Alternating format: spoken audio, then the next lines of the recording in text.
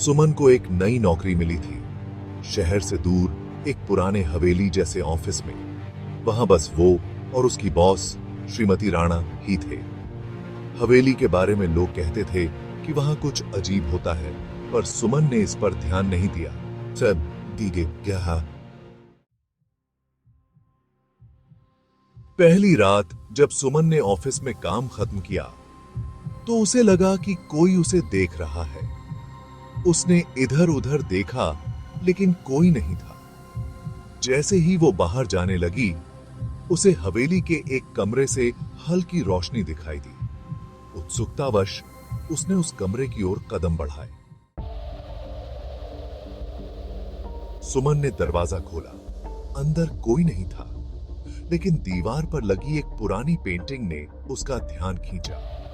Painting में एक महिला थी जिसका चेहरा धुंधला हो चुका था। अचानक उस पेंटिंग की आंखें हिलती दिखीं।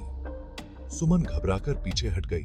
तभी श्रीमती राणा वहां आ गईं और बोलीं, यहां पर मत आना, यह कमरा बंद ही रहना चाहिए। सुमन ने उस रात अपने कमरे में असहज महसूस किया। उसे लगातार किसी के होने का एहसास हो रहा था। अचानक उसे आईने में कुछ अजीब दिखा। वो श्रीमती राणा का चेहरा था, लेकिन उनके चेहरे पर अजीब सी डरावनी मुस्कान थी। वो मुस्कान सुमन के रोंगटे खड़े कर देने के लिए काफी थी।